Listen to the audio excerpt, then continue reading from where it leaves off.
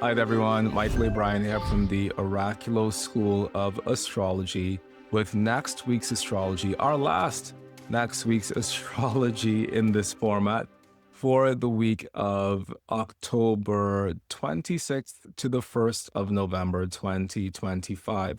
I'm excited to dive into the astrology of the week ahead, as always, and also to share with you all of the amazing and wonderful things that we have coming up here at the Oraculos School of Astrology, starting with something that is happening today.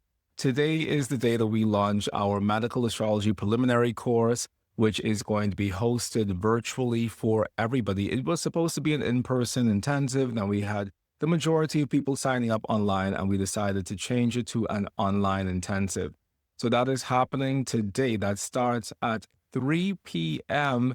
EDT, and we are going to kick off and hit the ground running and diving deep into all of the content that I teach here at the Oraculos School of Astrology in terms of medical astrology, and also all of the content that I would have taught and mentioned here in this lovely book, The New Western Medical Astrology Pathways Towards the Cosmos Indwelling. So if you are ready to learn how to read and assess the constitution of your body through your birth chart, as well as understand the various planetary correspondences that underlie your health and vitality within this lifetime, and also learn how to practice medical astrology in a concrete and accurate way, then by all means, join us today for our medical astrology preliminary course and join us live. Also, a lot of people have been expressing the fact that they can't come live because the hours are kind of strange and it's kind of in the middle of the workday and all of that. So if you can't come live, then as you know, we record everything at the Oraculos School of Astrology. If I could even record my morning wake-up routine, I would record my morning wake-up routine and I would upload that to your student portal. So we record every single thing that we do here at the Oraculos, including our medical astrology intensive, which begins today. So if you would like to join, but you can join live, then do know that within about 30 minutes of the class ending, it will be uploaded to your private student portal where you will have access to the entire library, 20 hours worth of medical astrology content over the course of the next 5 weeks. And I cannot wait to dive into this wonderful and exciting material with you. As far as I'm concerned, there's nothing more concrete than medical astrology. I was giving a reading this weekend at a conference, and these days, I'm trying to find a more gentle way of living within the world, and I'm also trying to find a more stress-free way of living in the world. So when I speak at conferences, I don't make slideshows anymore because I just can't be bothered with making a slideshow. So what I do at a conference is I do a blind chart reading, a reading on the spot. Because that's definitely a far more high-risk sort of thing to do, because if you get it wrong, then you would have gotten it wrong in the front of hundreds of people. But at the same time, I weighed getting it wrong in the front of hundreds of people and spending hours making a slideshow, and, and the hundreds of people seemed more attractive. So I gave a reading, a blind chart reading for medical astrology, and it was so powerful. It was so profound. I had no background information about this lady whatsoever. And I really demonstrated the ways in which the birth chart is a complete receipt of everything that will occur within our lives from a medical astrology perspective. And I'm not necessarily talking about you catching the common cold or the flu, but every major medical event that will ever happen within your life is registered within your natal horoscope. And the reading that I gave to this lady was such a powerful example of that. And so I am going to upload that to our private Oraculos paid community, Mychal's Cosmic Conservatory, because I want for you all to be able to experience that. We're going to upload it to YouTube because I want for everybody to see it. Because I feel like what happens at Oraculos oftentimes is that there's a lot of magic that goes on behind the scenes in the classroom at Oraculos that people don't actually get to see out in the world at large. Because for the hundreds and thousands of hours of classes that we teach at the Oraculos School of Astrology, that all gets uploaded to our private student library, and that never actually sees the light of day within a wider audience. So I'm going to throw that away, especially as it relates to this video, because I think that this video and this demonstration is a powerful representation of the magic of astrology in a concrete and accurate way. And what I told these people at this conference, because it was a conference about magic, fundamentally. It was a magical conference for magical people who practice magic. And I was kind of the one oddball there in terms of demonstrating astrology. But what I said to them is that when we begin to validate, or when we begin to show proof to the world of accurate astrology, we also begin to show proof to the world of accurate magic in general. Because the part of the world's consciousness, the part of the modern scientific consciousness that doesn't believe in astrology, also is the part of the modern scientific consciousness that doesn't believe in magic. And so for the scientist, magic, astrology, energy healing, dream work, all of these things get thrown into the same container as being hocus pocus, pseudoscience, and having no actual relationship to our actual lives. However, when we start to validate, or when we start to present evidence or proof of one side of that equation, we present evidence and proof of all sides of the equation. But when we can present indisputable evidence that astrology is real, and that through astrology, we can start to assess accurate things, or we can start to accurately assess concrete things that occur not just within a person's external life within the world at large, but within their physical bodies. We can use that chart as if it were an X-ray, a scan into that person's health, their longevity, and also into some of the chronic ailments and chronic illnesses that that person would have experienced within their lives. When we can use astrology to do that, it gives the scientific community pause. And the pause becomes, well, shit. If they could do that, and I'm still scratching my head about how exactly they did that, then maybe I need to have a conversation with the astrological community to see what is actually going on. What is the mechanism? Because if it wasn't fake, if it wasn't this person was reading the facial expressions of their client, if it wasn't this person was getting confirmation from their client along the way, if it wasn't this person knew this client's medical history beforehand, and this person, this astrologer, was still able to say that level of accuracy from just reading a chart of the sky at the moment when that client was born, then there's something else going on here, and that needs to be the launch pad of our investigation. So that's how I feel about medical astrology. I feel like as we move into 2025 and beyond, the age of bullshit is over. We have to lean into our craft in a way where it is provable, in a way where it is respectable, and also in a way where we have the ability to really say to the world, this is what we do, and this is why it is worthy of your consideration. So if you want to be a part of the medical astrology vanguard that I'm creating over here at the Oraculos School of Astrology, then by all means, join us for our preliminary medical astrology program, which begins today at 3 p.m. EDT. And once again, this is the book that we're going to be focusing on as the source of that initiation, the New Western Medical Astrology, which you can pick up a copy of from Amazon.com. I'm so happy that I wrote the book. And a part of why I'm so happy that I wrote a book is because everything that I would have taught and that I would have spent hours teaching, a lot of it, the vast majority of it, is here within this book.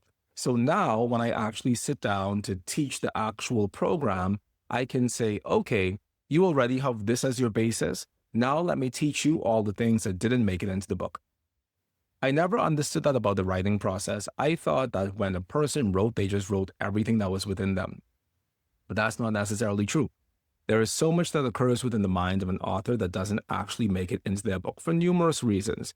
For example, I was telling the students at Oraculos the other day that there's an entire essay on astrology called That Prescience is Useful, or That Prescience is Useful. And that is a chapter title from the Tetrabiblos of Claudius Ptolemy. And I wrote a chapter called That Prescience, or That Prescience is Useful. And it was supposed to end up in Mastering Traditional Astrology. And then when I read it, I was like, Mychal, this doesn't fit here. And then it was supposed to end up in the second book, which is Horary Astrology and the Natal Promise. And then I was, okay, Mychal, it's kind of adjacent to that, but it also doesn't fit here. And then it was supposed to end up in the third book, the New Western Medical Astrology. And I was like, Mychal, you know, it's great, but it doesn't really fit here either.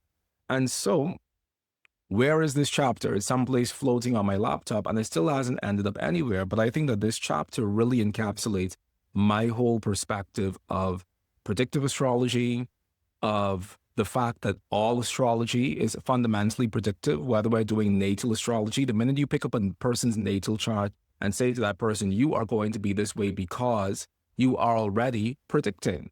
The minute you pick up a baby's birth chart and say, this child will be this way because you are already predicting. So even if you're not using a solar return or a lunar return or transits or whatever, we're already practicing predictive astrology from the very moment we pick up a chart and start to analyze it. Because we are of the assumption as astrologers that you can pick up a chart of a person you've never met and say concrete things that have either already occurred within that person's life or that will occur within that person's life. So all astrology is predictive. Natal astrology is the groundwork of all concrete prediction. And as a result of that, we as astrologers should approach everything that we do as if we were actually practicing prediction. And so this chapter, that prescience is useful, is the chapter of my work that really encapsulates this philosophy and this idea. And where I really go into this deep philosophical discussion regarding fate versus free will. And it hasn't shown up within my writings yet. Hopefully it shows up in the next book because I'm currently working on the next 2 books. But it hasn't shown up in my writings yet. So I'm saying all of that to say that there are many things that I hold within my heart and my soul and my mind regarding medical astrology that hasn't shown up in this book. And it never will show up in this book because I'm also of the opinion that once I've written something, I never want to touch it again. So this book is likely never going to change. So the continuous evolution of my knowledge and of my growth and understanding of medical astrology is something that's going to occur within my mind, but it's not going to actually make it to book form. And so as a result of that, I'm hosting this course, this medical astrology program, as a means of bridging that gap. Saying all of that to say, I hope that you join us. And if you don't join us in this upcoming program, then you can definitely purchase the recordings online after. Now, with that being said, let us take a deep dive into the astrology of the week ahead and see what we have going on in the sky. For those of you joining us on Instagram, I'm going to flip the camera so that you can see as well. And those of you joining us here on Zoom, you are already bearing witness to what's going on the screen. All right, my darling hearts, let us just pull up these transits. So the very first thing that we have, and that's going to be happening on let's turn the camera. That's going to be happening on the 26th of October is we have Venus in a Sesquiquadrate relationship with Uranus, followed by the moon making her last aspect in the sky, which is moon in a square relationship with Neptune, followed by the moon ingressing into Capricorn. And I have quite a bit to say about these 3 things, so let us dive in. The very first thing that we have coming up on the 26th is the combination of the Venus in a Sesquiquadrate relationship with Uranus. There is Venus at 15 degrees of Libra, and there is Uranus at 0 degrees of, 0 degrees of Gemini. Now, a lot of people tend to look at the Sesquiquadrate and think, wow, that's a super big trine. And while it is a trine with 15 degrees, it's also called the Sesquiquadrate. And the Sesquiquadrate is one of the hard aspects that we use within astrology. And I was going to say traditional astrology, and I probably should say traditional astrology because these hard aspects, the Sesquiquadrate and the semi-square, and here are the glyphs for those. If you've never seen those glyphs before, let me just draw that on the screen for you. So these hard aspects of the Sesquiquadrate, let me see, can I bring that up on the screen? So the Sesquiquadrate would be this one. It's a square plus 45 degrees. That's called a Sesquiquadrate because 90 degrees plus 45 degrees gives us the 135 degrees of the Sesquiquadrate. So that's a Sesquiquadrate. And this is the glyph of the semi-square because that's a 45-degree angle. These angles are important, and they've always been important within traditional astrology because these are the angles that we find within the 8 phases of the moon. And we know that the 8 phases of the moon has been important since the beginning of time. And so with the lunar phases, sure, we have the conjunction of the sun and the moon, which causes the new moon. And we also have the opposition of the sun and the moon, which causes the full moon. And between that, we have the two squares of the moon, which causes the waxing gibbous and the waning, not the waxing gibbous, but the waxing quarter and the waning quarter of the moons. But between that, we have the crescent moon, which is a 45-degree angle between the sun and moon. And we also have the gibbuses, which is that plus a little bit before it fully gets full. And this 45-degree angle is the semi-square, and this 135-degree angle is the sesquiquadrate. And so the ancients have always known of the importance of these aspects, the semi-square and the sesquiquadrate, because we use them when looking at the phases of the moon, and they are also equally important within the context of our astrology today. So here we have Venus in the sesquiquadrate relationship with the Uranus. That is my Venus, and this is my Uranus. They are 135 degrees apart. That's happening on the 26th of October. And this is a combination that I really love because Venus-Uranus is the combination of the love of astrology. Venus represents love, Uranus represents astrology. Venus-Uranus has to do with a person who has the ability to love an infinite variety of people, regardless of their class, their creed, their race, their gender. Venus-Uranus is really the combination that represents universal love. When a person has Venus-Uranus, they have friends from all walks of life. And the walks of life they find their friends from are so distinctly different that when all of those friends gather together at a birthday party, you look at them and you can't believe that any of them have anything in common. But the only thing they have in common is the person who actually has the Venus-Uranus aspect. Because when a person has a Venus-Uranus aspect, they could be best friends with a priest, they could be best friends with a prostitute, they could be best friends with a lawyer, they could be best friends with a criminal, they could be best friends with a police officer, they could be best friends with somebody in jail, all at once. Because for them, it really represents no difference. So the Venus-Uranus is a person who has these distinct friend groups, and all of those friend groups live in their distinct bubbles, and the Venus-Uranus person knows how to navigate all of those bubbles with a sense of ease and joy and excitement. So this is something that we find when this manifests from a natal astrology perspective. But when we move beyond the sphere of natal astrology, or even if we stick within the sphere of natal astrology for a little bit more, it also can represent somebody who is constantly in search of the love that's going to fulfill them. Now, the issue with the Venus-Uranus person is they're so constantly in search for a love that's going to fulfill them that they may never actually find it. And even when they find themselves in a stable relationship, a relationship that feels good, a relationship where everything is working out well, they still feel an itch within themselves to leave. Because the Venus-Uranus person is oftentimes the person who enters a relationship with a clear view of the exit, of the escape exit within their peripheral vision. They know exactly how to get out of it, exactly at the same time that they get into it, because they know that they have this burning desire for freedom and for versatility and for variety. And sometimes being in a committed monogamous relationship doesn't necessarily give them that. So they might feel a sense of anxiety the longer a relationship goes on because they fundamentally want to leave it as soon as possible to find something more exciting and more stimulating. Now, the other thing that we find with the Venus-Uranus is that, well, we just spoke about the relationship piece, we spoke about the astrology piece, we spoke about the strange friends piece. All of these things are accurate.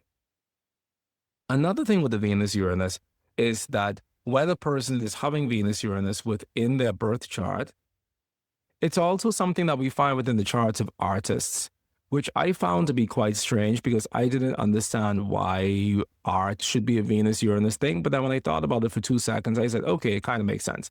Because on the one hand, we have Venus, which represents art, and on the other hand, we have Uranus, which represents ingenuity.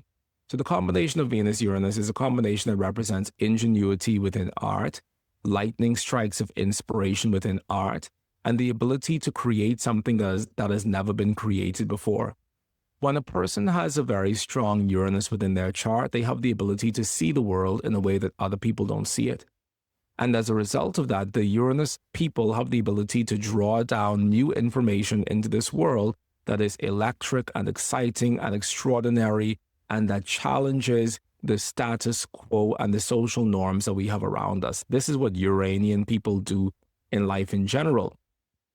And when a person has Venus Uranus, they have the ability to channel something that is beautiful and unique and distinct and bizarre and also dynamic and exciting and electrifying as far as art is concerned. So it's a wonderful artistic combination as well. So all of these things are true about this combination. If you have this combination in your chart and this makes sense for you, let us know down below in the chat box. Now, finally, when it comes to Venus Uranus, from a global perspective, it could represent a severance of relationships, because once again, Uranus represents instability and Venus represents the relationships that make us feel stable. So from a global perspective, on this day, we might be hearing talk of a severance in relationships or estrangement in relationships or a parting of ways between, whether that's countries or political parties or people within political parties or people who should have been getting along but aren't getting along anymore. And so there's this great upheaval within the fabric of their harmonious relationship. So this is something that we can expect to find on the 26th of October as this combination of Venus in the Sesquiquadrate with Uranus takes full effect in the sky. Now we're going to dive in and we're going to take a look at what else is happening on this day. Like I said earlier, we have the moon making her last aspect to Neptune. That's going to be happening at 12:41 p.m. EDT, after which she's going to be void, of course, but she's only going to be void, of course, for a little while because she's going to be ingressing into Capricorn. That's moon ingressing into Capricorn, which is going to be happening at 12:52 p.m. EDT. You've already heard me say as much as I can possibly say about the void of Chorus moon, so I'm not going to continue with that narrative right now. But for those of you who haven't, you should know that the void of Chorus moon is a moon that does not have the ability to do much good for anyone or anything. And so here I am showing you the moon having ingress into Capricorn on the 26th of October, but 5 hours earlier at midday, the moon would have been void of course. So a void of course moon is a moon that doesn't really have much energy to do anything. I try not to send out newsletters when the moon is void of course. I try not to do any major announcement for anything when the moon is void of course. I try to wait until the moon is doing something amazing in the sky. Thank you so much. I really appreciate that. I wait until the moon is doing something pretty amazing in the sky. And she doesn't even have to be doing anything amazing. She just shouldn't be void, of course, as far as I'm concerned, especially for the tiny day-to-day things that we have a lot of control over. So I wait until the moon is not void, of course, before I reach out, apply for a job or do anything, just because if I have the power to control or to wait a little bit longer, I usually try to. So that is the moon void, of course, after which, like I said, she's going to be ingressing into Capricorn, and here's what the moon looks like in Capricorn. Now, the moon in Capricorn is a very stressful place for the moon to be in general. And the reason why the moon in Capricorn is a stressful place for the moon to be is because when the moon is in Capricorn, she's clearly in the sign of her detriment. And we know this because the moon is in her domicile in Cancer. Therefore, when she's in the sign that's opposite her domicile, she's in her detriment. Now, Dorotheus of Sidon tells us that when the moon is in the domiciles of Saturn, the person's mother is going to be a slave. This is something that he says to us. So he says, when a person is born with their moon in either of the two domiciles of Saturn, we know the two domiciles of Saturn are Capricorn and Aquarius, the person's mother is going to be a slave. Now, in the 21st century, we don't necessarily speak like that. So what I have found that to mean in the 21st century is that very often when we have the moon in the domicile of Saturn, the native's mother is working too hard. She is overworked, she's underpaid, she's not getting her rightful due within the world as far as work and compensation are concerned. She's working several jobs in order to make ends meet. This is what it could look like when we say that the native's mother was a slave in the 21st century. I have found that to be less true with the moon in Aquarius, and I dare say I found that to be not true at all when the moon is in Aquarius, and I found that to be fully true. And by fully true, I mean 9 times out of 10, probably 8.5 times out of 10, I found that to be true when the moon is in Capricorn. This idea that the person's mother is overworked, underpaid, and doesn't really have the ability to show up in a warm and nurturing maternal way in the same way as she would if the moon were not necessarily in that sign. So this is something that we see when the moon is in Capricorn. And if you're somebody with the moon in Capricorn and this applies for you, you let us know. I think another thing that is relevant within this is that when we say things definitively within astrology, we have to have multiple corroborating factors in order to back up the things that we say. So on the one hand, we can say moon in Capricorn, your mother is a slave. But on the other hand, that becomes even that much more true when, while the moon is in Capricorn, she's also afflicted by Saturn, or she's also afflicted by Neptune, or she's also conjunct the South Node, or she's also placed within the chart in a way that doesn't necessarily support her internal well-being. So when it comes to astrology, if we're going to say anything definitively, we have to find multiple corroborating factors within the chart in order to say that thing. This is something that is standard and true about all systems of astrology. It's definitely something that is true about medical astrology, because when it comes to medical astrology, we definitely want to find as many corroborating factors as possible, because those corroborations are going to make us feel that much more certain about the thing that we're wanting to speak about. And like I said, I gave a conference lecture this weekend in which I really showed this, or I really demonstrated this in a very accurate and what felt to me to be a very profound way. And I'm going to share that video with you as soon as we get our hands on it. So that is what it means when the moon is in Capricorn. Now, granted, the moon is going to be in Capricorn for 2.5 days starting on the 26th of October. And so it doesn't necessarily do that much. And it also doesn't necessarily mean that much in the grand scheme of things.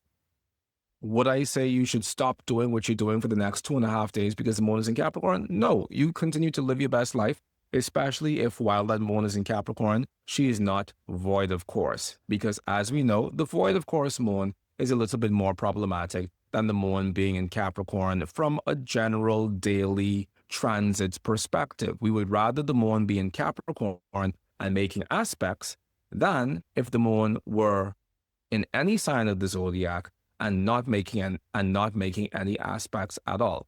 So on the 26th of October, we have the moon in Capricorn, which isn't the best place for the moon to be. But I think the reality of life and of astrology is that we're never going to end up with a perfect sky. We're never going to end up with a sky that completely is in alignment with everything that our hearts desires. And so as a result of that, we really just have to go with wherever the directionality takes us. And if we can get a moon in Capricorn that's making a positive aspect to Jupiter, for example, and let's just qualify what I mean by positive. But the moon in Capricorn making a square or opposition to Jupiter is going to be a positive moon as far as I'm concerned, because the moon-Jupiter combination is a great combination. And so we know that in a couple of days, the moon is indeed going to be in an opposition with Jupiter, because Jupiter is at 24 degrees of Cancer and the moon is going to be in Capricorn. And so when the moon is opposite Jupiter, for me, that's going to be one of the most auspicious periods within this time, as well as when the moon is in a square relationship with Venus. Now, you might be saying, well, why would you be taking the squares and the oppositions as being potentially positive things? And the reason for that is because when we look at planets purely through the perspective of those planets being themselves, then what matters is the combination of those planets, not necessarily how they're being combined. So, moon sextile or trine Venus is positive, but from this perspective, so is moon square or opposite Venus. Moon sextile or trine Jupiter could be read as a positive thing, but so is moon in a square or opposition with Jupiter as well. So all of these things manifest in a positive way because we care more about the planets that are making the combination than necessarily the combination that they find themselves making. So that is what we have, and that is what's coming up on the 26th of October. Now we are going to move on through and take a look at what is going on in the sky on the 27th of October. And here on our list, we see that not a Christ thing is happening on the 27th of October. Now, why is nothing happening on the 27th of October? It's because we're not looking at the soft aspects between anything. And that is just true in general when it comes to a transit perspective. We don't really look at soft aspects between anything. Why is that? That's because soft aspects don't readily correspond with concrete events in the same way that hard aspects correspond with concrete events. Hard aspects are the aspects of concrete manifestation. And it's for this reason why, when we're practicing more concrete systems of astrology, there I am, hi. And it's for this reason why, when we're practicing more concrete systems of astrology, we primarily do so through the use of the hard aspects. Now, what do I mean by concrete systems of astrology? Medical astrology, for example. Medical astrology is a wonderfully concrete system of astrology. It's what the topic of this book is about, and it's primarily what we're going to be teaching within our upcoming medical astrology intensive, which begins today at 3 p.m. EDT. When we're practicing concrete astrology, we only focus on hard aspects because hard aspects correspond with the manifestation of concrete events.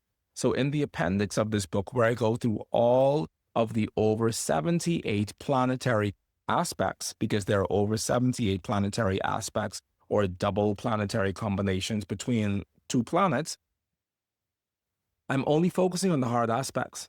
I'm only absolutely positively focusing on the hard aspects because the hard aspects are the only aspects that are relevant from a medical astrology perspective.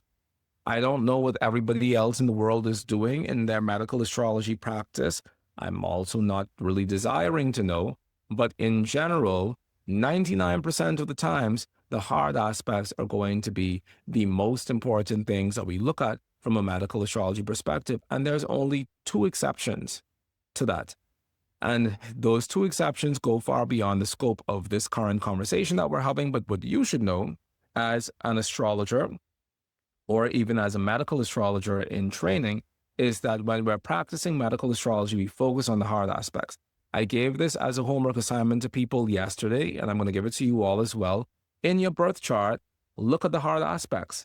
Identify all of the hard aspects within your birth chart. And it would be to your benefit to use a larger suite of hard aspects than simply the aspects of what are the aspects I'm talking about?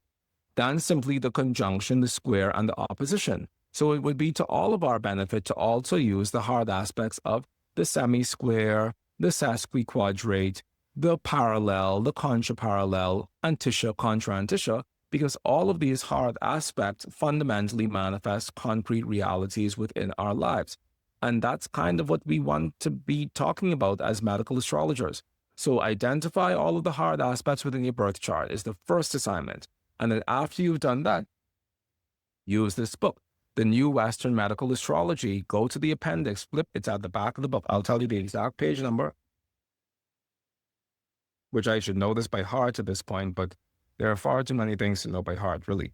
So page 633 at the back of the book is called Planetary Pairings in Medical Astrology. You use that appendix and you see what I've written about what those hard aspects mean within your birth chart, and then you let me know if it's accurate or if I'm losing my mind. And I can assure you that at least 90% of the interpretations in this book are going to apply not only to your own sociological and psychological life, but they will also apply to the physiological realities of what's occurring within your body. Because we aren't just physiological beings on the one hand and psychological beings on the other hand, we are psychophysiological beings. The same psychic forces that form us are the same forces that inform what's going on within our anatomy and physiology. So find the hard aspects, and then use this book as a means of understanding how those aspects will play out within your life. All right, so we have some questions coming in over on Zoom. I'm going to go and take a look at that. And so for those of you who are just signing in, we are live both on Zoom as well as on Instagram, doing our next week's astrology forecast, as well as our live Q&A. So if you have questions, please put them in the chat box and I will see them. Secondly, you can follow us both on Instagram at Oraculos Astrology, and you can also follow us over on YouTube at Oraculos Astrology with Mychal A. Bryan. So let's check out the questions that we have in the Zoom. Tamara is saying, do you ever use out of sign aspects? And yes, we do use out of sign aspects at Oraculos. And the way that we use out of sign aspects, or the way that I use out of sign aspects, is I need for the one planet to be very near the final degree of one sign, and the next planets to be very near the first degree of another sign. So, for example, an out of sign square, an example of that could be if I have the sun at 29 degrees of Taurus, for example, and I have the and I have who? I have Mars, for example, at 0 degrees of Pisces. That would be an out of sign square because if the sun moved 1 degree forward into Gemini, that would be Sun square Mars, because we know that Gemini and Pisces are signs that square each other within our zodiac. So if I had that sort of arrangement, then by all means, I would take that aspect. I might even take it if the sun were at 28 degrees of Taurus and if Mars were at 1 degree of Pisces. And that for me would still be an out of sign square. Maybe I would even take it if the sun were at 28 degrees of Taurus and the Mars were at 2 degrees of Pisces. That for me, it would still be an out of sign square. It's starting to feel a little bit too much. It's starting to feel as if I'm going too wide with that, but fundamentally, I would be willing to take that up until that range. I think when we start talking about 5-degree out of sign aspects and 7 and 8 degree out of sign aspects or 10-degree out of sign aspects, I think at that point we're doing a little bit too much and we should just calm down. But independent of that, I would definitely take out of sign aspects if those aspects were within a 0 or a 1 or a 2 or maybe even a 3-degree orb would still feel healthy for me. The next question is, are parallels hard aspects? Yes, parallels qualify as hard aspects for me. Now, there are people who are very staunch, stalwart, traditional astrologers who say that there are no aspects that exist other than the sextile, the square, the trine, and the opposition, because those are the aspects within traditional astrology, and the conjunction is not an aspect. So there are traditional astrologers who would not include the other considerations, aspect consideration like the parallels. But yes, for me, insofar as I'm looking at the combination of two planets that will manifest in the world in a concrete way, that is an aspect. I do not care that the definition of aspect is an angular relationship between two planets, because as far as I'm concerned, a parallel or a contraparallel is representing an angular relationship between those planets. I don't care that traditionally speaking, there are only 4 aspects: the sextile, the square, the trine, and the opposition. I think sometimes in astrology, we hold on to old rules to the point of it making us stupid. And there are a lot of people who hold on to those rules to the point of it making us rather daft, because if you're going to interpret it in any event as if it were an aspect, if I'm going to interpret Sun square Mars as an aspect, because it is an aspect, and I'm going to say Sun square Mars can represent fiery men within this person's life, and I'm also going to say the same thing for Sun parallel Mars. Sun parallel Mars is going to represent fiery people within this person's life. Then why would I say that the parallel is less an aspect than the square or the opposition? Now, when it comes to squares and oppositions, we can do other things with them. We can interpret them based on the houses that those planets rule as well, which isn't something that we can do with parallels and contraparallels. When two planets have a parallel relationship, we can only interpret those planets based on their parallel, based on the nature of those planets universally. So when I have Venus square Mars, for example, I can say, oh, Venus, Mars, fiery love life. But I can also look at the houses that Venus and that Mars rules. I can say, oh, Venus rules the 1st house, Mars rules the 7th house.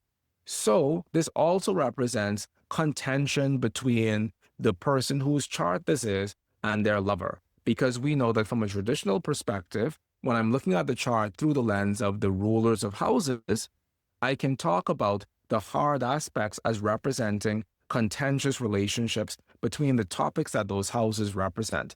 We cannot do that with parallels and contraparallels. When we're using parallels and conjugate parallels, all we can ever do is talk about Venus and Mars and what they rule universally. Hot and fiery, steamy love life, lots of sex, because that's what Venus and Mars means from a universal perspective, independent of the houses they rule. I hope that made sense. And then final question is, you mentioned that it was hard, like the conjugate parallel is. Yes, parallels and conjugate parallels. The higher up the astrological food chain we go, the less these distinctions matter. The higher up the astrological food chain we go, the conjunction, the semi-square, the square, the sesquiquadrate, the opposition, the parallel, the contraparallel, the parans, because we know that we have parans, which are hard aspects as well, the antitia, the contra-antitia. The higher up the astrological food chain we go, the more these 10 things all start to look the same. Because from the perspective of planets interacting with other planets, based on what those planets universally represent, there is no distinction between the conjunction, the parallel, the contraparallel, the square, the opposition. They all mean the same thing. Now, I once heard some young astrologers say something. It wasn't about me, because I don't know. Anyway, it wasn't about me, but they were talking about somebody else, and they were like, ha ha ha, this person is so dumb because they said that the conjunction is the same as the opposition. I don't know who they were referring to, but I know it wasn't me, because people tend not to talk about me in that sort of way, because I don't know, maybe I've just demanded a certain level of respect at this point, but people tend to keep my name out of their mouths. So they were talking about somebody else. And then I had to chime in, as I'm inclined to do, which I should probably stop doing. But then I had to chime in and I had to say, look, young astrologer, the higher up the astrological food chain you get, when we are talking about planets and how planets interact with each other based on their universal meanings, it doesn't matter if it is a conjunction or if it's an opposition, because Sun conjunct Mars universally means fiery man within your life. Sun opposite Mars universally means fiery man within your life. Planets have multiple levels through which we can look at them through. You can look at the planet through the perspective of the houses they rule. And when you're looking at planets through the perspective of the houses they rule, then sure, the conjunction and the opposition mean completely different things. But when you're looking at the planets through the perspective of what those planets represent universally, the conjunction and the opposition have no different meaning. And people can't understand that, because people are used to looking at astrology through one lens and one lens only. And the problem with that lens is that that lens isn't even a complete lens from a traditional perspective. So there's a whole new generation of astrologers coming into the world, fresh out the womb, thinking they know everything about astrology because they've learned traditional astrology through one perspective without realizing the vastness of what traditional astrology actually is. Traditional astrology has always held that planets have two primary functions. A planet can either be a universal significator, meaning it represents what it represents by itself. Saturn represents boundaries, Jupiter represents wealth, Mars represents warfare, etc. Or a planet can be a specific significator, meaning it represents what it represents based on the house it rules, i.e., if Saturn rules your 5th house, it represents your children, versus if Jupiter rules your 8th house, it represents debt as opposed to wealth. All of these things are far too much to really dive into in the grand scheme of things, but this is the breadth of astrology that we need to understand and know if we're going to practice. It's also the breadth of astrology that we need to understand and know before we start criticizing things that we just don't understand. Truly. Anyway, so I hope that was helpful. Now let's dive back into the astrology of the week ahead, because as you can see, this is never going to end. Okay, so let's go. So nothing is happening in the sky on the 27th of October. Why is nothing happening in the sky on the 27th of October? Because we only use hard aspects when looking at the astrology of the week ahead. Oh, geez, that's my whole room on full display. We only use hard aspects when looking at the astrology of the week ahead. Now let's move in to the 28th of October, where we see that we have Venus in a parallel relationship with the North Node. And what else is happening in the sky this day? We have the moon making her last aspect, which is going to be her sextile to Neptune. Then she's going to be void of course for about, what is that, less than 20 minutes, about roughly 20 minutes. And then she's going to ingress into Aquarius. All of this is happening on the 28th. Now, Venus parallel the node. What does that look like? This is what that looks like down here. Oh, let me try to turn that camera. That's that smidgen down there. That's what Venus parallel. I'm blocking the microphone, someone said. That's what Venus parallel the node looks like. Venus parallel the node, I historically, oh shit. Oh, I just dropped my whole lip balm on the floor. These lips are going to stay dry for the rest of the broadcast. Anyway, so Venus parallel the node is something that I have historically not looked at. And not because I haven't looked at Venus and the node in combination, because sure, Venus and the node in combination has to do with what? It has to do with artistic connections. This is another signature that we find within the charts of artists, the combination of Venus node, whether it's Venus parallel node, Venus conjunct the node. Well, let me not talk about the parallel, because like I just said, I haven't looked at that. So whether it's Venus conjunct the node, Venus semi-square the node, sesquiquadrate the node, any node, south node, north node, doesn't matter. The Venus node in combination has to do with intimate connections, which is what the nodes mean, intimate connections with artists. Artists is what Venus means. So that's the Venus node as a situation. Why haven't I looked at Venus parallel the nodes? I haven't looked at Venus parallel the nodes because I haven't looked at any aspect combinations that have to do with parallels or contraparallels to the nodes. And the reason for that is because why? The reason for that, I don't know. I have no valid reason as to why I haven't used parallels or contraparallels to the nodes within my astrological practice. I can't even think of one valid reason for it. And that's just it. There is no defense, honestly. Maybe I should be looking at the parallels and contraparallels to the nodes. Maybe I've been missing out on a huge part of the plot this entire time. There is no justifiable reason in this known universe why Mychal Bryan has not been looking at parallels and contraparallels to the nodes. So maybe I'll do that in this next chapter of my life that seems to be unfolding. Now, the next thing happening on October 28th is we have the moon making her last aspect on this day, which is moon in the sextile with Neptune. That doesn't really matter to us. What matters to us is that the moon is going to be void of course. And once again, like I said to you, we don't like the moon void of course. The moon is supposed to bring you food. That's what the moon does. She brings you food. When the moon is void of course, she's bringing you no food and everybody's starving. It's as if she herself has gone on a hunger strike and she's taking all of us down with her. That is what the moon void of course is. The moon void of course has no vital life and she has no vital power to support us or to sustain us or to help us or to make the boat move faster. When the moon is void of course, the boat is stuck and stagnant in the middle of the ocean, waiting for a strong wind to blow. But guess what? There is no wind because the moon is void of course. So we don't like a void of course moon. And I have a friend. She's still alive. Not all of my friends are alive, but this friend is very much still within the land of the living. I have a friend whom, for the years, I thought she was a complete nut job because she wouldn't do anything with me when the moon was void, of course. She'd be like, oh, Mychal, let's have a conversation tomorrow at this time. But wait, let me check my ephemeris. No, it can't be at that time. Let's start 17 minutes later when the moon isn't void, of course. And I'd be like, girl, what is your problem? What is the matter with you? Why are you built like this? And apparently that's what she's done for the last 40 years of life, basically. She would check her ephemeris, and if the moon was void, of course, she wouldn't do anything. And it would be the most aggravating thing in the world.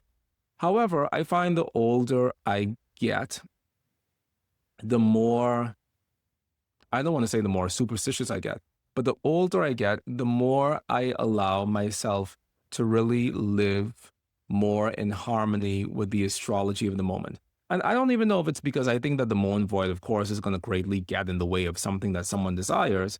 I think that just from a living in harmony with nature perspective, why would you start some grand adventure when the moon is void, of course?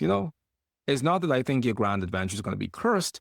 I just think that there are times when the wind is blowing and there are times when the wind isn't blowing. And it makes more sense to put your kite in the sky when the wind is blowing versus when it's not blowing. I think that's kind of the perspective that I have with this, with the void of course moon. So you could do whatever you want whenever you want, but why not organize your affairs more towards when the wind is actually blowing? So anyway, that's how I feel about the moon void of course. Now, the last thing happening in the sky on this day, the 28th of October, is that the moon is going to ingress into Aquarius. Now, like I explained to you all earlier, Dorotheus of Sidon tells us that when a person has the moon in any of the domiciles of Saturn, that person's mother is going to be a slave. Now, this is something that we found to be true when the moon is in what sign? When the moon is in Capricorn. But we haven't actually found this to be true at all when the moon is in Aquarius. And before the modern astrology people in the chat box say, that's because Saturn doesn't rule Aquarius, Uranus does, please leave me alone and let me live in peace and harmony, because I had a near-death experience this weekend. I felt I was going to die. I think I got food poisoned. I had explosive diarrhea. I was nauseated. I was holding back vomit the whole weekend. So before you come and tell me that Uranus is the ruler of Aquarius and worsen my afflictions and my health on this day, leave me alone. Uranus doesn't rule no Aquarius. Uranus never has ruled Aquarius. There is no Uranus-Aquarius relationship. Signed, I'm not the management of anything, but signed the vice manager, the vice president. And at this rate, it doesn't even seem like I'm going to be the president of anything, because anyway, for those of you who know that presidency discussion, you know, if you know, you know. What am I saying about this moon ingressing into Aquarius? Yeah, moon Aquarius does not carry the same angst as the moon in Capricorn. Even though Dorotheus of Sidon tells us that when the moon is in any domicile of Saturn, the person's mother is a slave. It doesn't carry that same level of angst at all. So rest assured that if you have the moon in Aquarius, that piece of your mother as a slave doesn't apply to you. What does moon in Aquarius really point towards? There are... why am I doing this? Okay, so from a medical astrology perspective, when we have... Let's just step back. From a medical astrology perspective, there are two planets that govern the moisture content in the human body. Those planets are the moon and Venus.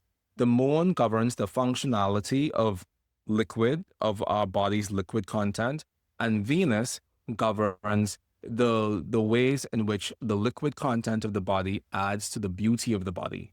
So the moon governs the functionality of lymph, and how lymph is transported through the lymph nodes, whereas Venus governs the liquid moisture that moistens our skin and that gives our skin a glorious, light, oily sheen. That's what Venus governs. So they govern moisture, but for different reasons. And I speak about this in my book, The New Western Medical Astrology. When the moon or Venus are in conditions that are hot, it can detract from a person's native moisture. So for example, this reading that I just did this weekend, the lady had the moon afflicted by Mars. Moon afflicted by Mars can be one of the things that indicates a tendency towards dehydration, as does Venus afflicted by Mars can also indicate dehydration, because Mars is a dehydrator. The ancients held that the Sun and Mars were very dehydrating planets, which is why the ancients did not like for either the Sun or Mars to be in the 5th house, because they assumed that birth was a fundamentally watery process. And therefore, if birth is a process that is water adjacent, why would I want fiery planets to be in my watery womb? Therefore, the Sun and Mars within the 5th house, from an ancient perspective, was one of the signs of limited fertility potential, simply because the 5th house was the watery womb out of which the baby emerged, as far as the ancients were concerned.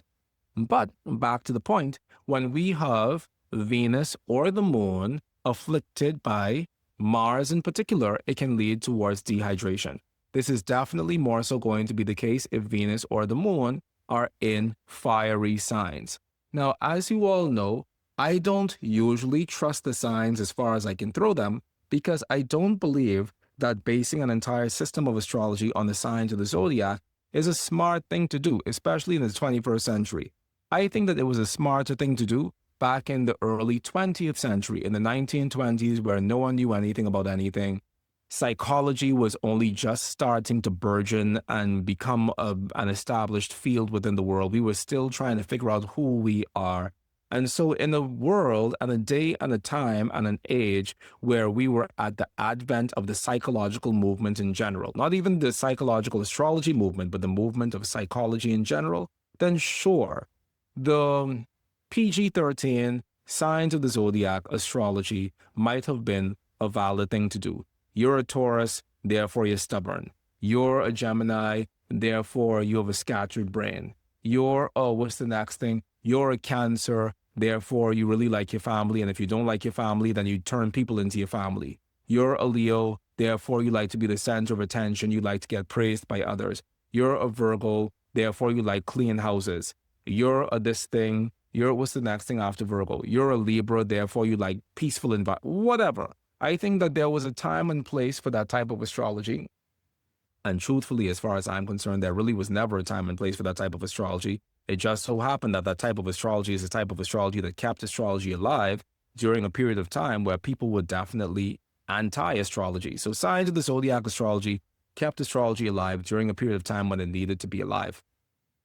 However, we're no longer in survival mode. Astrology is a $4.5 billion industry. Astrology is a $4.5 billion industry. We're not in survival mode. So I quite frankly believe we need to drop the whole signs of the zodiac narrative because we're no longer in a mode of living as astrologers that validates practicing astrology in that way. You know? So anyway, that's just how I feel about the whole situation. So since we're not in that anymore, what should we be doing? We should be doing the astrology that has always been done, focusing on planetary aspects. Because whereas there are only 12 signs of the zodiac, there are an innumerable amount of planetary combinations, and those planetary combinations are actually what tells us what's going on within life. So I'm saying all of this to say I don't really feel that strongly about planet and signs of the zodiac, and the only place where I do feel strongly about planets and the signs of the zodiac is in medical astrology. And I really think the ancients were onto something when they said, well, they didn't say this, I said this, but I mean, if you observe, well, period, the ancients didn't say this at all. But the thing what the ancients did say was that the signs of the zodiac correspond with different zones of the human body. I think that that is one of the most profoundest pieces of astrological wisdom that has ever been bequeathed to us from the ancients. This idea that the signs of the zodiac correspond with distinct zones of the human body. And this is coming from me as a zodiacal hater. And I don't feel any offense within my heart or any shame or any guilt to say that I am a zodiacal hater because I really don't feel as if it is a sustainable way to practice effective, concrete, and accurate astrology. However, for me, as a zodiac hater, signs of the zodiac, regions of the body, absolutely valid, absolutely vital, absolutely powerful beyond belief. Absolutely, absolutely, absolutely. Why is this the case? This is the case because in medical astrology, we need as many tools as possible to help us pinpoint the things that we're trying to say. And truthfully, the planets, how many planets are we using? If you're only doing traditional astrology, you're only going to be using 7 planets: Saturn, Jupiter, Mars, Sun, Venus, Mercury, and the Moon. If you're doing modern astrology, you're going to also integrate Uranus, Neptune, and Pluto. I also integrate Chiron sometimes for certain things in certain contexts. So from a traditional astrology perspective or a neoclassical astrology perspective that uses a broadened field of planets, we're still working with planets that are going to have multiple overlapping meanings, which means we need as many filters as possible to narrow in on what those planets signify. And there is no greater filtration system in medical astrology than the signs of the zodiac. I kid you not. As God is my witness, I will die on the mountain of the signs of the zodiac from a medical astrology perspective, but you will see me nowhere near the mountain of the signs of the zodiac from a general natal astrology perspective. because I think that that mountain needs to disapparate. Like in Harry Potter, where you just disappear. Anyway, why am I saying all of this? I'm saying all of this because when Venus or the moon is in, it's 11:11, everybody make a wish. 1 second. I am no, I was going to say psychopathic person, then that word slipped. Then I was going to say schizophrenic person, then that word slipped. What is the word? I'm a superstitious person. I believe in 11:11 being a gateway to the universe. So let's all take one moment. It's 11:11. Make a wish. Great. When Venus or the moon is in Aquarius and afflicted by Saturn in Aquarius, this is one of the things that can indicate a tendency towards varicose veins. This is something that we've seen time and time again. It's particularly more so the case when Venus is in Aquarius than when the moon is in Aquarius. But truthfully, if any planet is in Aquarius and afflicted by Saturn, it can indicate a tendency towards varicose veins or swelling within the legs. Why would this be more the case with Venus than with anything else? This is because Venus is the goddess who rules over our veins in general. Whereas Aquarius, or not whereas, but Aquarius is representing the shins, the between the knees and the ankles. So that's why Venus representing veins, if she's in a part of the body where there's a great amount of veins, or where there tends to be a vein-based issue, when she's afflicted within that region, she will indicate issues within the veins. And so Venus in Aquarius afflicted by Saturn is one of the things that can indicate varicosity, varicose veins. But this is also the truth for when the moon is in Aquarius and afflicted by Saturn as well, even though it's not as likely as the Venus in Aquarius afflicted by Saturn. Okay, so the moon is going to be ingressing into Aquarius. That's happening on the 28th of October. Now we can move on through to the next day, which is going to be the which is going to be the 29th of October, and it's soon time for us to go. So on the 29th of October, what do we have going on? We have Mercury ingressing into Sagittarius, followed by Mercury in an opposition relationship with Uranus. Both of these things are happening on the same day. Mercury is ingressing into Sagittarius at 7:01 a.m. and then Mercury is going to be opposite Uranus at 3:35 p.m. EDT. Here we have the Mercury ingressing into Sagittarius.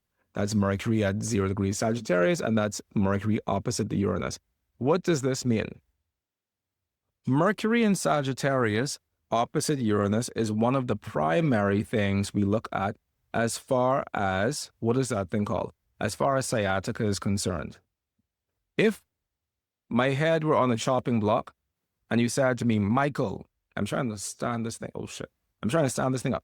If my head were on a chopping block and you said to me, Michael, give me one combination for sciatica, I would say Mercury in Sagittarius afflicted by Uranus. I would even say Mercury in Sagittarius afflicted by Mars. But more than likely, I would say Mercury in Sagittarius afflicted by Uranus. Fine. If you had to put my head on two chopping blocks and say, Michael, what is the combination for sciatica? On the one hand, I would say Mercury in Sagittarius afflicted by Uranus or Mars, or Mars in Sagittarius afflicted by Uranus. Those are the combinations for sciatica in general. 9 times out of 10, when a person has Mercury in Sagittarius afflicted by Uranus or afflicted by Mars, it equals sciatica.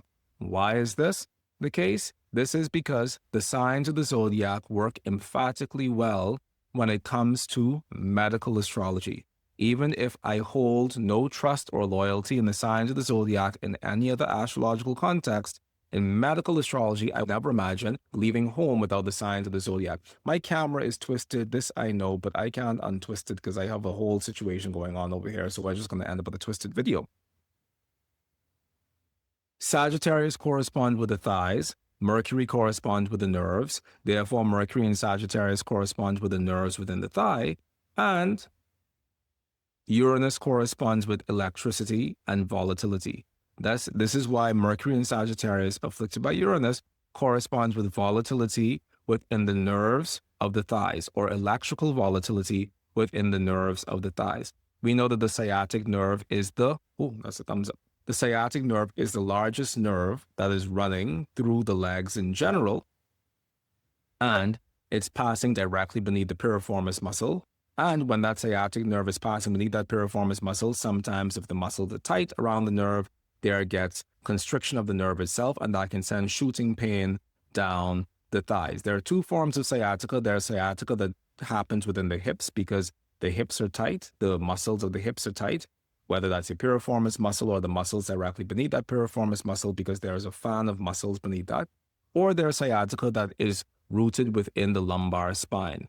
The lumbar spine sciatica is worse and more severe than sciatica that occurs within the hips, because when you have sciatica that occurs within the hips, you get sent to a physical therapist and they say do pigeon pose from yoga, and that'll loosen up your piriformis muscle, which will give you more freedom within your sciatic nerve. Whereas when you have sciatica as a result of an impingement of the nerves within your lower back, that's a completely different issue, and that is a more severe and a more considerable cause for alarm. Anyway, the point is that sciatica that is based within the thighs is going to come from a planet in Sagittarius being afflicted by Uranus or Mars.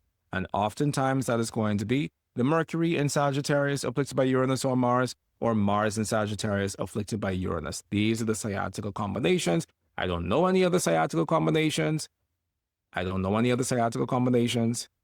If I had to look at the chart at somebody who had sciatica who didn't have these combinations, then sure, I'd see something else. But in general, my go-tos, because as astrologers, we need go-tos. We need things that we know are going to work most of the times. And this is what works most of the times.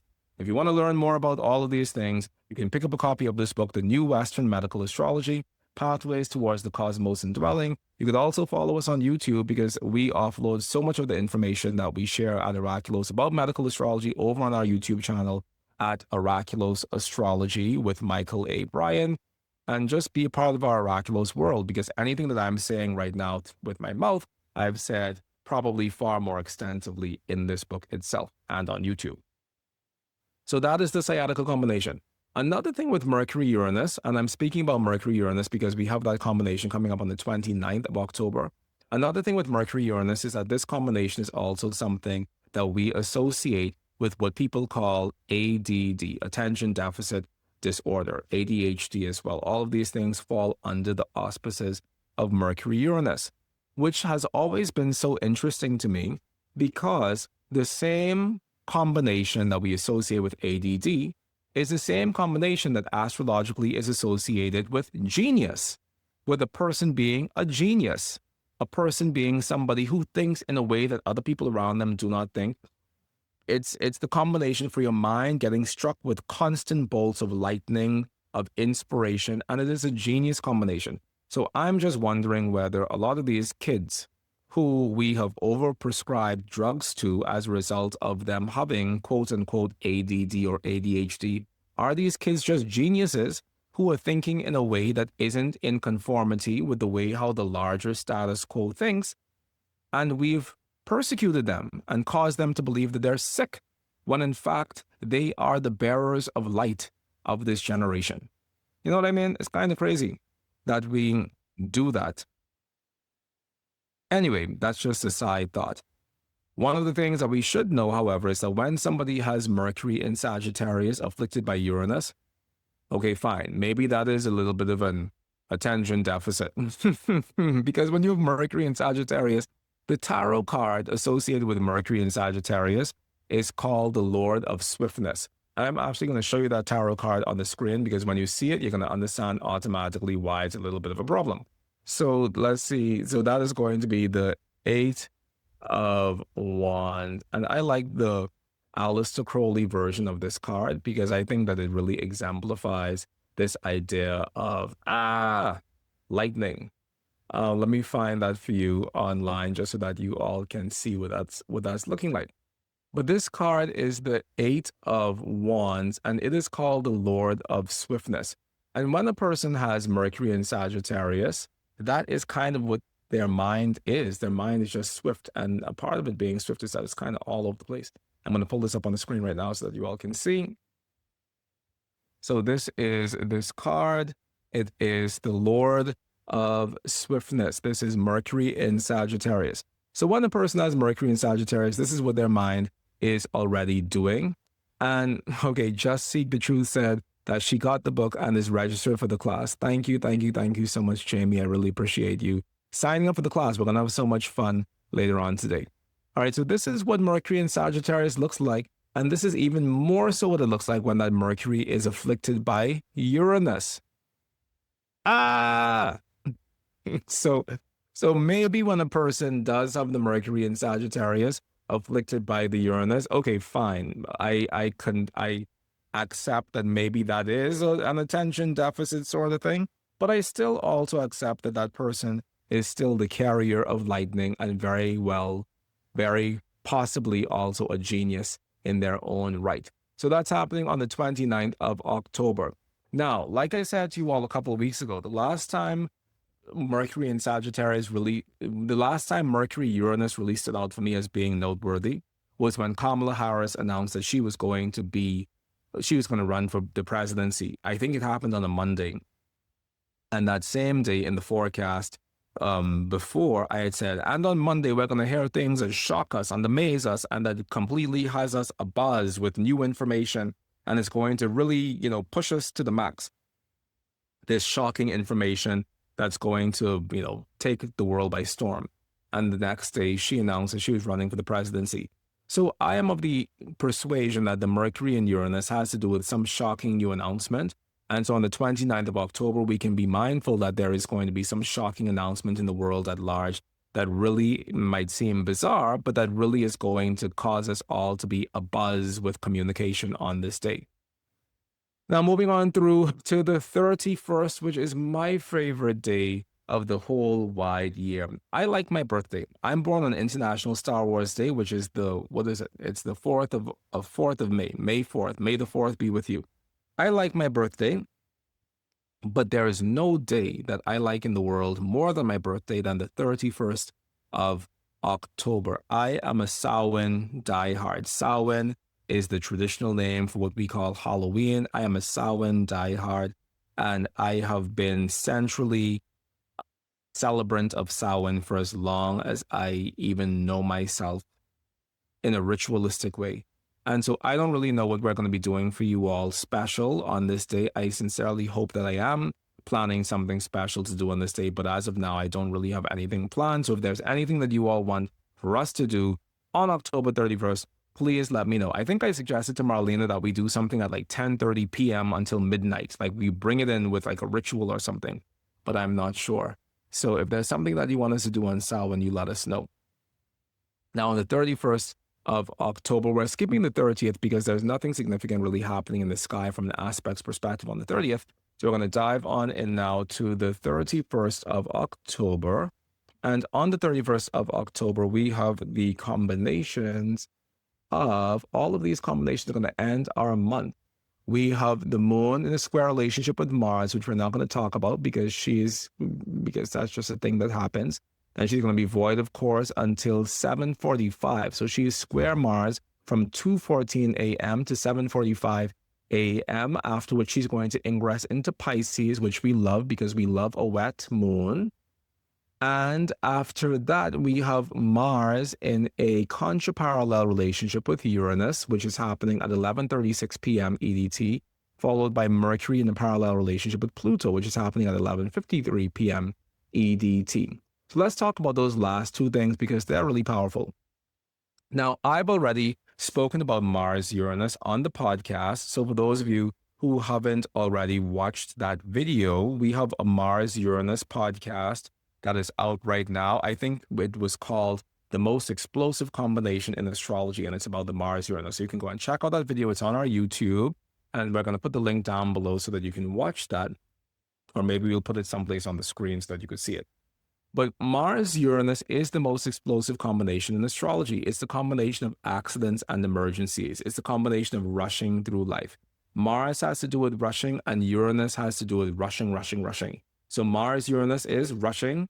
So when we're rushing through life that quickly, it makes it feel as if the world around us is moving at too slow a pace, but it also makes it feel as if it also sets us up to being far more accident prone than we actually need to be. A person who has Mars Uranus is a person who is constantly being busy. They're constantly busying themselves with things, but they're not actually slowing down to see how the effect of their busyness is manifesting or landing within the world at large.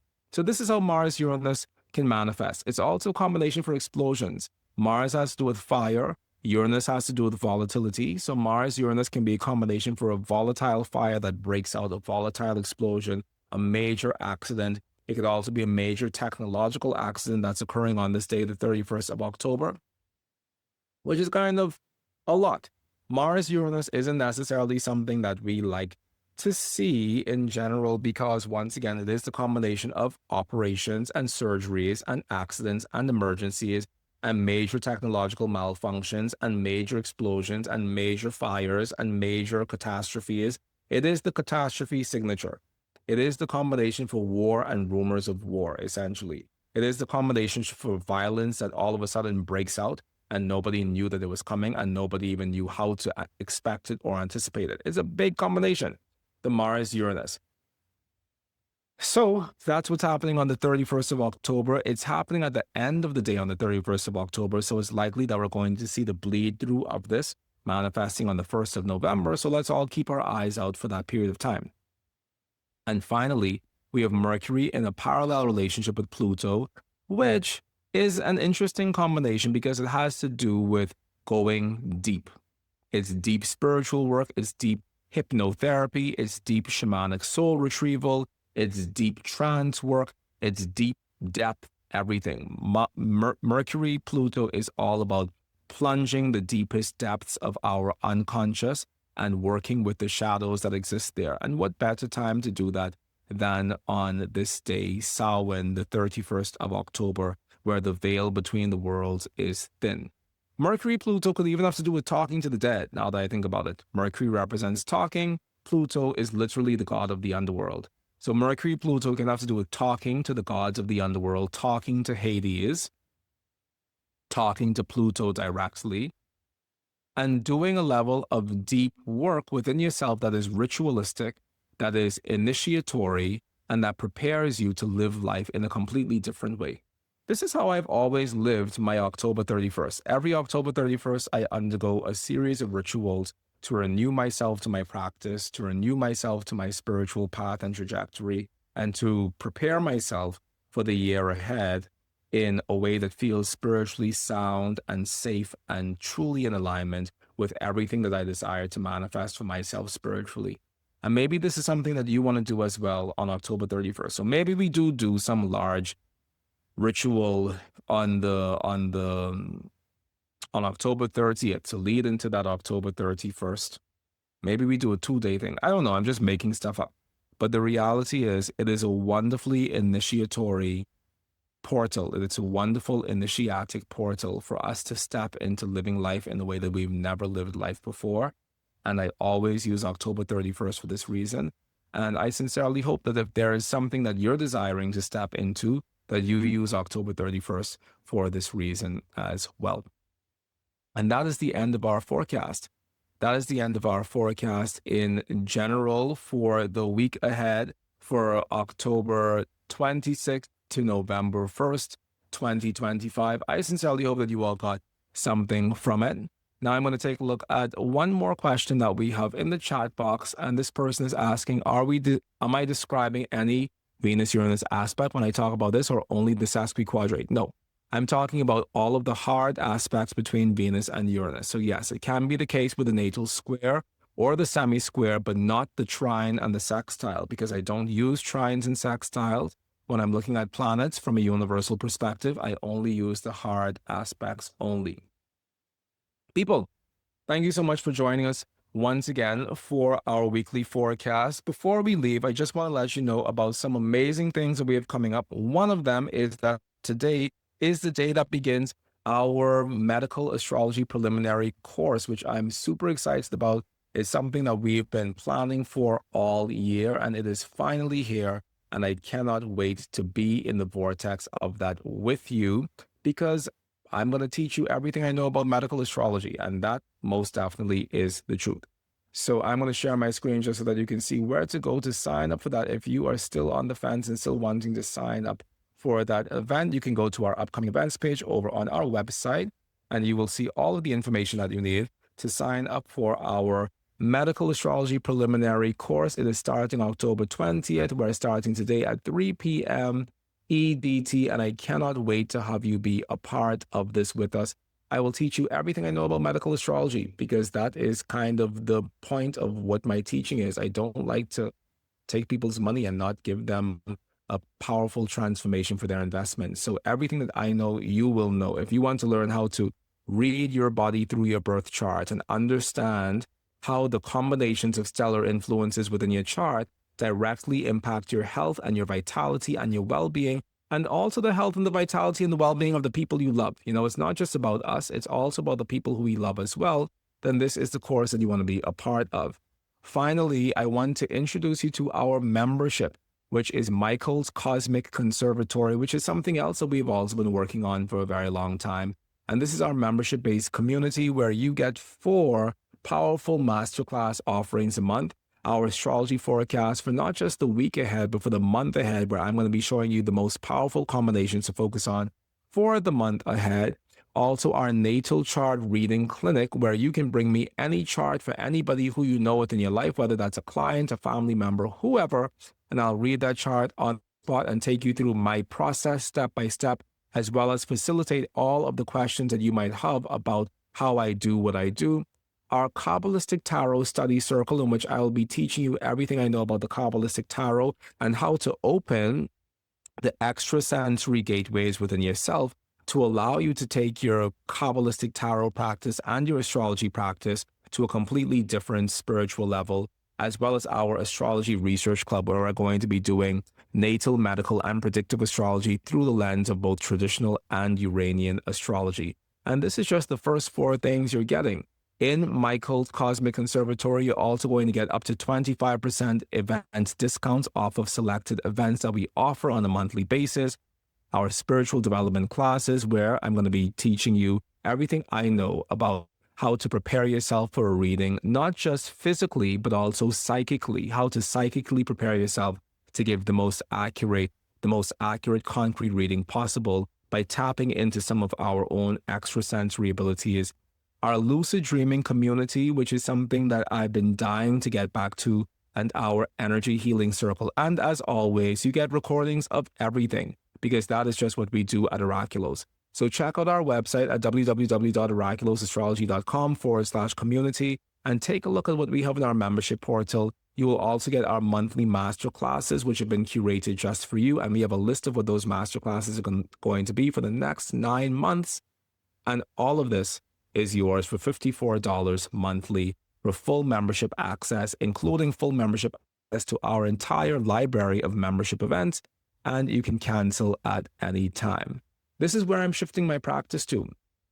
I'm honestly moving into a place in my life where I am no longer going to be teaching in the same way that I have been teaching for the last 10 years of my life. You know, I've been teaching in this way for the last 10 years. I've taught thousands of students in this capacity, whether that is in workshops or seminars or webinars or free offerings or blind chart reading demonstrations or in our diploma programs. Thousands of people have passed through Oraculos for their multiple needs and for their specific interests. And I'm happy to have done that, but I don't want to do that in that way anymore. So we're switching over to this membership platform in which all of my teaching is going to be shared in this way, especially my teaching regarding things that are the non-tangible spiritual parts of our astrology, which, while it may not be technical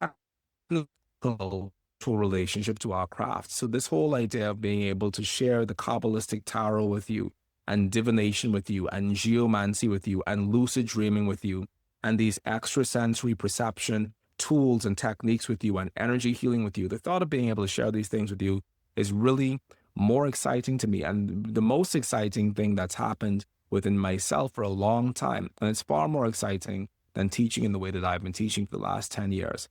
So if you want to join us as I essentially take a step into this new chapter of what my sharing or what my offering to the astrological community looks like, then I sincerely hope that you do so. Also, if you want to study with me, this is the last year that you have a chance to do that. Moving into 2026 is the last year that I plan to teach in the way that I currently do, because I want to shift my awareness and my attention completely over to our membership platform, to writing my books, to practicing more tarot, to writing my tarot book, and to being happy.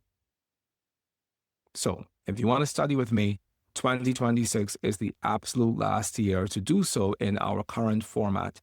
And I sincerely hope that you take advantage of these opportunities to study with me, particularly as we start today. You know, this is the beginning of the end, or it's the beginning of a new beginning. Our medical astrology preliminary course that starts today, because this is one of the last rollouts of this type of education that we're going to be offering here at the Oraculos School of Astrology. So please jump into it. I won't say before it's too late, but honestly, before it's too late, because I'm not envisioning myself doing this again. Who do I love more than you? Only my nephew, who was born 2 years ago, but nobody else, truly. I'm so grateful to have you all in my life. I'm so grateful to have you all be a part of this community with me. I am so touched and so thrilled by all of your support. Those of you who have supported me by buying my books, especially this book. This book has been flying off the shelves for the last 3 months, and I'm so happy about that. And I've also seen a resurgence of interest in mastering traditional astrology, which seems so strange because this is like the first book, and it's like there's been an upshot or an upselling of this book as well in the world, and I'm super grateful for that. But I also felt like people already have all these books. why is it like doing what it's doing? But I'm super grateful because this book is also flying off shelves, and I'm seeing people take more interest in this book now that I've begun speaking more about astral divination. People are really leaning into this book and really appreciating a lot of the divinatory skills and techniques that I teach in this book as well. So people, I'm so happy and I'm so grateful to you all for supporting the work that I've done. I could not have done this work without you, whether you've been a student, whether you support, whether you've been watching the podcast, whatever you've done. I'm so grateful. I love you all. My heart is so full. It's bursting out of my chest. So until next time, TTYL. This is also the last one of these next week's astrologies that we're doing. I don't know if I said that. This is the last version of next week's astrology that we're going to be doing. From here on out, next week's astrology is going to be a part of our next month's astrology series, which is going to be available to our members only, people who are part of our membership community. So if you enjoy these episodes and if this gives you anything, then please sign up for our membership community, because today was the last time we're going to be meeting in this way. So thank you for supporting me in all of these things. I love you so much from the bottom of my heart, and I will TTYL in the universe. Have a good one. Bye.